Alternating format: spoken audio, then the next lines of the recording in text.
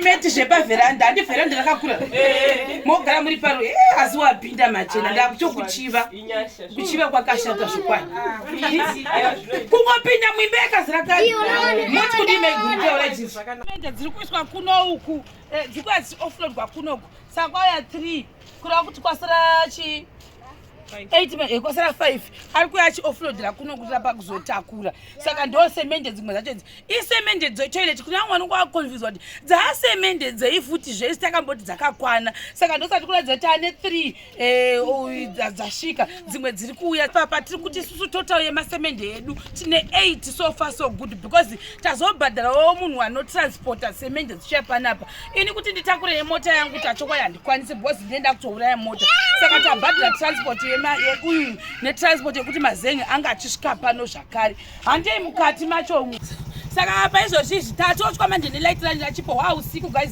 bodzi kushana kubva makuseni kusvika ravira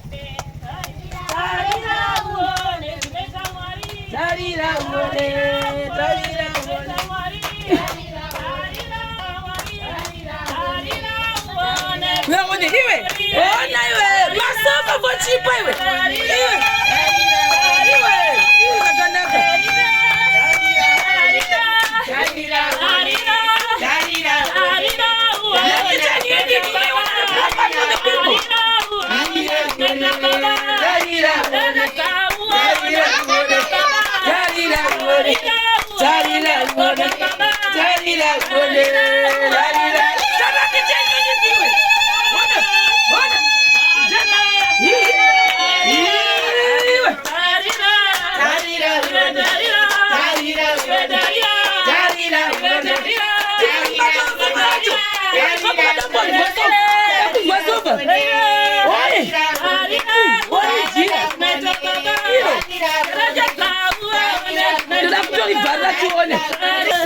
Right, oh, honor.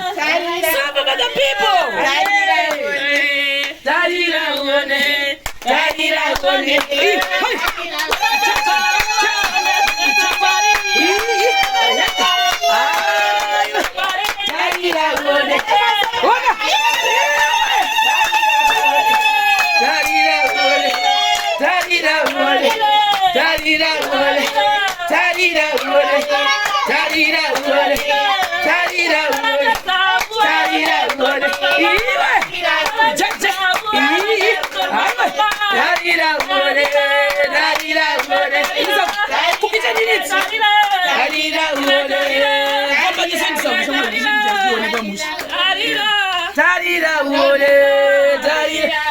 So guys, for the people, like I said, kuti tikushanda ubva makuseni kusvika usiku nendawo yekuti tine target.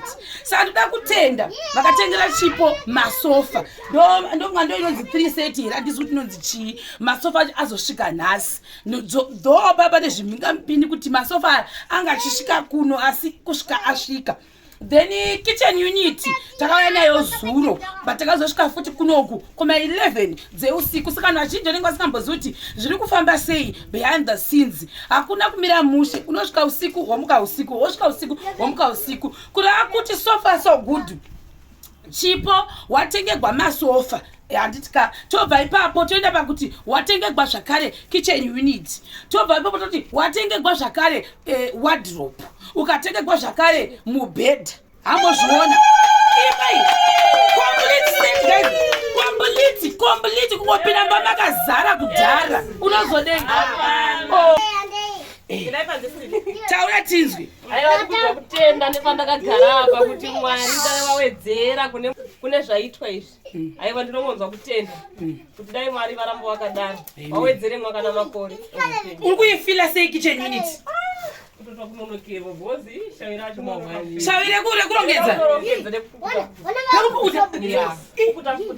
asi waona here kuti wamecha silver grey papa kaipa Chipo udza vanhu chokwadi kuti papa kaipa taisvika nguva aya papa kaipa zvesviwa waisvika kuma 11 zimwe nguva kuma 12 wasati wadya wasati wageza zvokuti vanara kana kuma 2 akugeza ndaizovata mungageza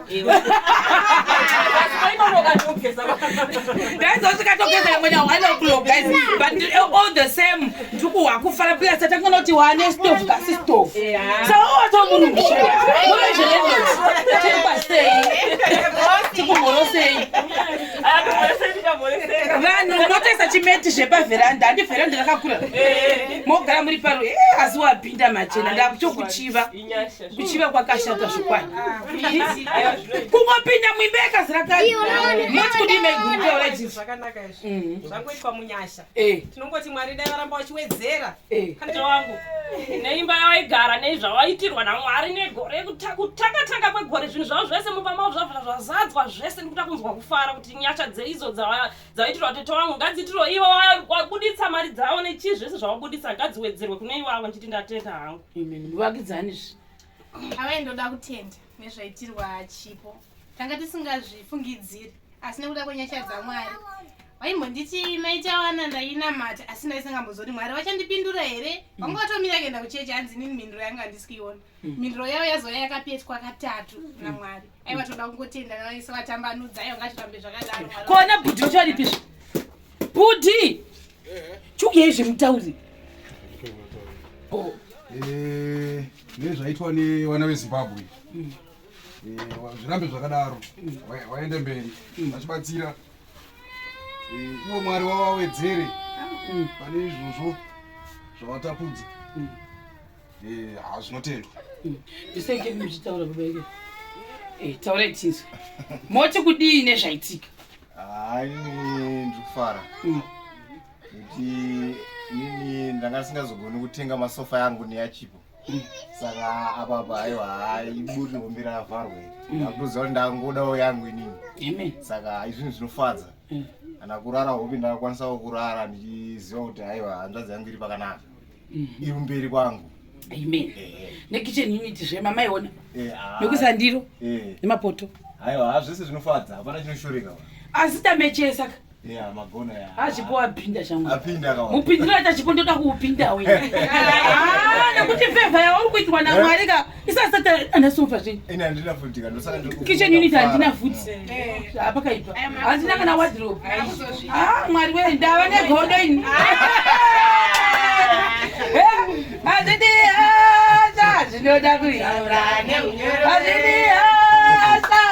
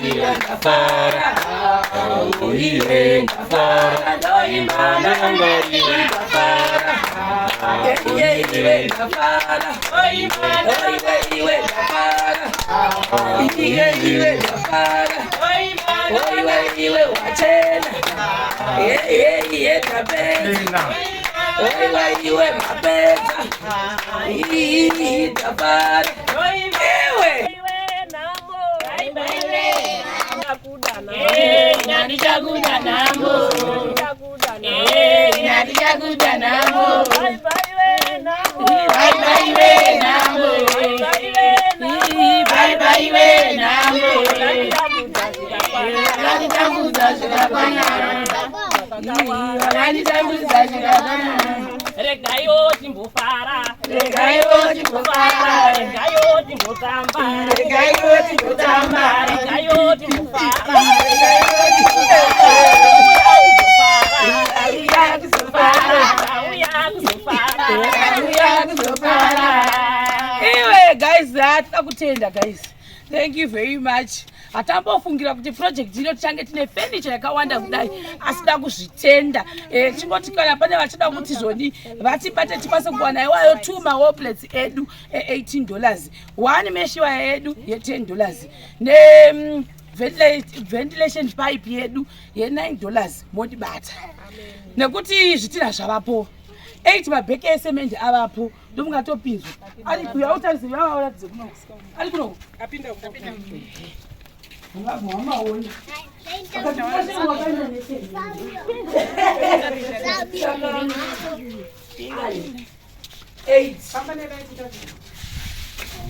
hamuona ndo 8 mabhegi edu atinawayo atava nawo kubva zuro patakatanga kutaura nawo yematoilet. Saka verenga utone 1 2 3 4 5 6 7 8 iri hafu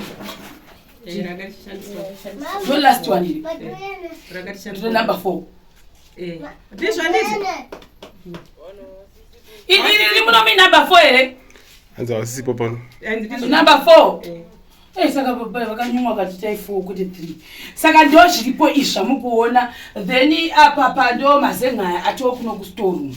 Saka hapa sari kufamba tangosarigwa chete nenakrani ediwa yatachine vaya. Aya 2 mabheke esemende totaza kuti semende dzakwana, 2 mapuranga totaza zvakwana, zvipike zvisene zvimwe zvapo, neyo ventilation pipe nemesh wire ndo zvinhu zvogacha sara zvichoma choma. We are almost there. Tatopedza totanga toitwa zvitina zvese zviripo zvavapo. Saka guys tibatei kuna vanhu kuda ngoti tibva tangoseta ngovharisa tinde tisingazichi tozodzoka tozoti pamwe chakati tozochakati iro zvinonetsa nekuti pamwe pachona mwana watokangana kuti Chipo asati apedze kuba zvinhu izvi takufanira kuitawo vamwe. Saka takuda kuti tichivharisa totaza kuti nyaya yaChipo taivharisa takuindawo kune mamwe maprovinsi kwatakadamwa zisingaiti nevamwe kubva handisi kuti rini vachikoti muchayadini. Saka patinofanira kunge pane pekugumira mangwana tichambotendera chitsvakawo mbudzi yatikanzi titsvage sekuti Chipo tigomusira ndo zvachaita kuti mangwana nezvimwe zvokoti pamwe zvinhu zvinge zvichiungana. Saka da kutenda ivedwe ini ndakutoitawo faith mozviona manje. Saka athink totarisira kuti zvinofamba zvakanaka. Bye bye.